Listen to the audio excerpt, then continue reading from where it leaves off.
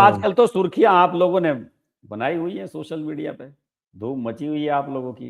हाँ वो तो है। और क्या? आपने तो ऐलान कर दिया है कि बीजेपी का और कांग्रेस का आईटी सेल एक हो गया है।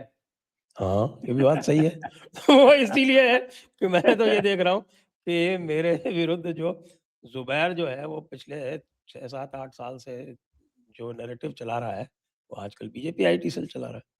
तो अब इसमें निष्कर्ष निकालने में क्या दिक्कत है बताइए आप? सीधा-सीधा निष्कर्ष ये निकलता है ना कि भई जुबैर और बीजेपी आईटी सेल, और जुबैर कांग्रेस आईटी सेल है, इसको कौन नहीं जानता? हाँ। तो जुबेर कांग्रेस तो पता आईटी नहीं सेल कहाँ और का बीजेपी आईटी आईटी सेल है सेल वो, एक हो गए। उसका तो दुनिया ही अलग है। लेकिन आईटी सेल वालों की हालत इस समय बड़ी विचित्र है कांग्रेस में, बताऊं मैं आपको, बड़ा मजेदार हो रहा है आजकल। हाँ, क्या बताइए? फिर मैं आपको ऐसा, बीजेपी आईटी सेल वालों की हालत बताऊँगा। हाँ, उनकी भी हालत कांग्रेस बड़ी में क्या खराब चल है। रहा है कि कांग्रेस में अभी आपको पता है कि 16 मार्च को राज्यसभा का चुनाव हो रहा है, हुँ, 37 सीटों का। तो हुँ, उसमें हुआ ये कि सुप्रिया श्रीनेत और पवन खेड़ा, ये दोनों चाह रहे हैं कि हमें राज्यसभा भेज दिया जाए। और किसी स्टेट में कांग्रेस इस स्थिति में है नहीं कि अपने दम पे किसी को भिजवा सके। अभी जहां पे हो रहा है वहां पे उसे जो एलाइज हैं उनके साथ जाना पड़ेगा। एक कर्नाटक की 2-3 सीटों को अगर छोड़ दे तो, कर्नाटक में तो खड़गे जी पहले से तैयार बैठे हुए हैं, तेलंगाना में अभिषेक मनु सिंघवी को फिर से भेजना है। तो इन्हें भेजे कहां से? तो इसमें होना यह था कि तमिलनाडु में सीट शेयरिंग पे बात होनी थी 1-2 दिन के अंदर, अभी हाल फिलहाल ही। हुँ, और हुँ, केसी वेणुगोपाल अभी जाने वाले थे होली से 4-5 दिन पहले, लेकिन वो संडे में ही पहुंच गए। और हुँ, वहां पे होना ये था कि भाई ये कह रहे थे कांग्रेस वाले कि हमें उसमें मंत्रिमंडल में और सीटें दे दो। तो अब तो चुनाव 1 महीने के अंदर अंदर डिक्लेयर हो जाएगा। तो उस इरादे को तो इन्होंने कर दिया ड्रॉप। अब ये बताते हैं कि मतलब गांधी परिवार ये चाहता है कि एक राज्यसभा की सीट वहां से एम के स्टालिन इनको दे दें तमिलनाडु से, क्योंकि इनके 18 एमएलए हैं कांग्रेस वालों के, चाहिए वहां पे 34 फर्स्ट प्रायोरिटी के वोट। तो ये 16 वोट उनके मांग रहे हैं। तो ये मुद्दा हुआ। और ये भी बताते हैं कि केसी वेणुगोपाल एक चिट्ठी लेके गए हैं सोनिया गांधी की, बंद लिफाफे में, सील बंद, और वो उन्होंने स्टालिन को दिए। उसमें क्या लिखा है मुझे नहीं पता, लेकिन दिल्ली के मीडिया में बड़ी जोर शोर से चर्चा है, पत्रकारों में बड़ा मजाक चल रहा है कि वो पवन खेड़ा जो है तमिलनाडु के कोटे से राज्यसभा जा रहे हैं और सुप्रिया श्रीनेत जो है वो स्यापा मचा रही है कि इसे भेज रहे हैं। मोदी को गाली तो ज्यादा मैं देती हूँ और राहुल गांधी का जो एजेंडा है सारा मैं चलाती हूँ, भेज रहे हैं पवन खेड़ा को। तो ये बड़ा मजेदार एक घटनाक्रम होने वाला है। आपको ध्यान होगा कि सुप्रिया श्रीनेत को भी 1-2 साल पहले भी राज्यसभा से भेजने का एक ख्वाब आया था, और पवन खेड़ा को तो 2022 में भी ऑफर हुई थी, लेकिन हुँ। मामला बिगड़ गया था उस समय कुछ। तो अब बीजेपी कांग्रेस का जो आईटी सेल है उसमें फिलहाल दो गुट ये बन गए हैं कि भाई पवन खेड़ा को भिजवाया जाए या फिर सुप्रिया श्रीनेत को। तो बड़ा मजेदार चल रहा है मामला। अब आप बताओ बीजेपी का क्या चल रहा है आईटी सेल? बीजेपी के आईटी सेल की बड़ी दुर्दशा हुई है इस बीच में, और वो दुर्दशा हुई भी इसीलिए कि ऐसा है, आप जानते हैं कि जब सब मामला, जब यूजीसी पे स्टे मिल गया था, हम्म। तो मामला लगभग फिर सेटल हो गया था। लोगों की जो तलवारें खिंची हुई थी वो म्यान में वापस जाने लगी थी। हम्म। तब तक आपका बीजेपी आईटी सेल जो है वो कूद पड़ा बीच में, अच्छा। और उन्होंने सबके लिए इधर-उधर की बातें करनी शुरू कर दी। मेरे खिलाफ भी की वो हम्म। उसकी जो कमान सँभाली थी वो रोशन सिन्हा है, जो मिस्टर सिन्हा करके जिसका वो चैनल जो बनाता है। अच्छा। तो फिर उसने कई सारों के बारे में ऐसी उल्टी-पुल्टी बातें की, तो आप जानते हैं उस समय तो इतना गुस्सा था कि पब्लिक ने उनकी ऐसी-तैसी कर दी।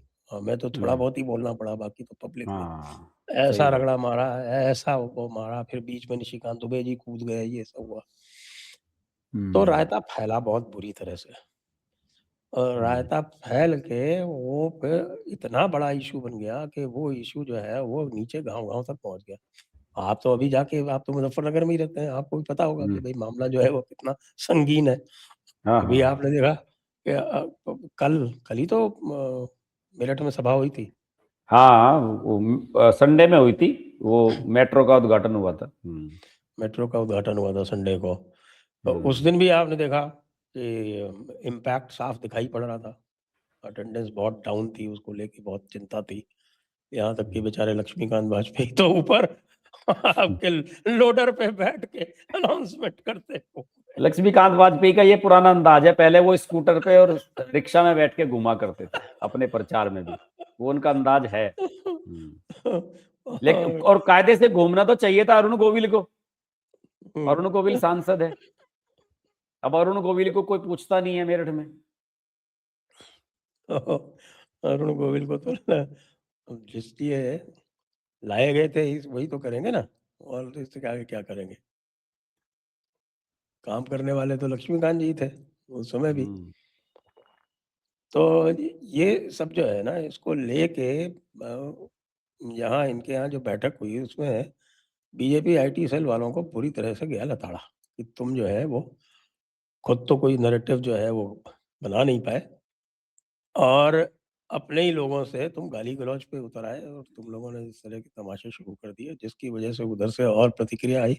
और जब आग लगी हुई है तो उसमें तुम और घी घी डालने का डाल रहे काम हो। कर लो, घी डालने का बिल्कुल काम सही। कर रहे हो। तो ये हुआ तो अब आईटी सेल वालों को लगा कि यार कहीं अपना जो है वो मामला जो है चौपट ना हो जाए, सब इनसिक्योर हो गए। आप जानते हैं जो लोग जो पत्तलकार जो हैं वो जो चाट के बने होते हैं उनको तो कष्ट होता ही है। अ, हमें और आपको तो कोई चिंता है नहीं, हमको तो बीजेपी कुछ देती नहीं। सही बात है। लेकिन जो हालांकि नीति लोग के तौर सोचते पर यही है, पता नहीं हमें क्या क्या मिलता है, लेकिन हम जानते हैं हमें क्या मिलता है। वैसे भी हमें बीजेपी से चाहिए क्यों। हाँ। हम तो देखिए, हम तो वैसे भी क्या विदेशी पैसों पे पलते हैं ना, यूट्यूब देती है हमको पैसा। हाँ, सही बात है। हमें तो डॉलर में आ रहा है सब कुछ। डॉलर में आता है हमारा पैसा, तो हमें इनसे क्या चाहिए। इसलिए इन लोगों को तो ये चाहिए कि साहब की यूट्यूब पे ही रोक लगा दें, और इसके अलावा तो कुछ कर नहीं सकते। तो आप देखेंगे कि जो छोटे-छोटे जो हैं ना वो, उनको लगा कि साहब कि अगर ये हमारे खैर-खा जिन लोगों ने हमको पेरोल पे डाल रखा है, आप अगर देखें तो विकिपीडिया कहती है कि 1.5 लाख लोग काम करते हैं बीजेपी आईटी सेल के लिए। मैं विकिपीडिया का अच्छा। हामी नहीं हूँ। मैं अच्छा। मैं विकिपीडिया को बहुत भरोसेमंद भी नहीं मानता। लेकिन भाई अगर 1.5 लाख कह रहे हैं तो कुछ विकिपीडिया तो हमें भी मानता होगा नहीं। हमें और आपको भी विकिपीडिया उसी में मान रहा होगा, तो इस हिसाब से तो बन जाएंगे 1.5 लाख, अगर ऐसे काउंट करेंगे तो। देखिए क्या चलिए है, 1.5 नहीं तो बीजेपी के 1 लाख आईटी भी सेल मान की, लीजिए। हाँ जी, उसका बीजेपी का जो कहना आईटी है सेल है ना, कि उसकी ब्लॉक बेसिक ब्लॉक समस्या क्या लेवल है? तक उसकी बेसिक समस्या सर ये है, शुरू से ही, अभी से नहीं, ये पिछले 9-10 साल से ही है। असली समस्या यही है कि इन्हें यही नहीं पता है कि अपना कौन है, पराया कौन है। और इसकी सबसे बड़ी वजह यह है कि ये फीडबैक जो लेते हैं, ये ऐसे लोगों से लेते हैं जो वहां पे स्थितियों को और ज्यादा खराब करने वाले लोग हैं, जिसे कहते हैं ना घर के वेदी टाइप के लोग। ये फीडबैक उन लोगों से लेते हैं। आप पांच पांच अच्छी बातें कहो इनके बारे में, और एक बात में थोड़ा सा इन्हें क्रिटिसाइज कर दो, तो ये फिर मानने लगते हैं कि भैया आपके खिलाफ हो गया। इस हाँ, मानसिकता के इनको साथ ये वही काम चाहिए, कर रहे हैं। 100% इनकी जो है वो पत्तल चाटते रहे, और अगर 100%। आप 100% इनके बारे में करते रहोगे, तो फिर ये आपको वैल्यू नहीं करेंगे, कहेंगे कि यार ये तो हमारे ढोल पीट ही रहा है, इसे भाव देने की क्या जरूरत है।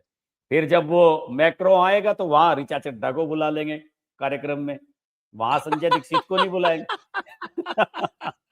तो वहां संजय दीक्षित को या हर्ष लेकिन कुमार को नहीं लेकिन बुलाएंगे। वो जो है ना वो ऋचा चड्ढा वाली बात, उसका ये है कि भाई उसमें एमईए का कोई योगदान नहीं था। वो फ्रेंच कॉन्सुलेट जो है बॉम्बे की, उसके अपने संपर्क हैं, और वो लोग वैसे भी फ्रेंच अरे जो है साहब क्या वैसे भी बात कर रहे हो, वोक होते फ्रेंच हैं। फ्रेंच वो कॉन्सुलेट के जो है उन्होंने वोक संबंध बुला लिए सारे। ऋचा चड्ढा से हैं। वो अमिताभ बच्चन से या उनसे, ऋतिक रोशन से, उनसे क्यों नहीं है उसके संबंध? क्या है ऋचा चड्ढा? वो वोक नहीं है ना। देखिए, सबसे ज्यादा वोक दुनिया में, लोग कहते हैं कि साहब वोकिज्म अमेरिका में है, लेकिन दुनिया में नंबर 1 वोक जो है वो फ्रेंच है। तो उन्होंने हाँ। अपने वोक्स को बुलाया, उनके घर के हैं।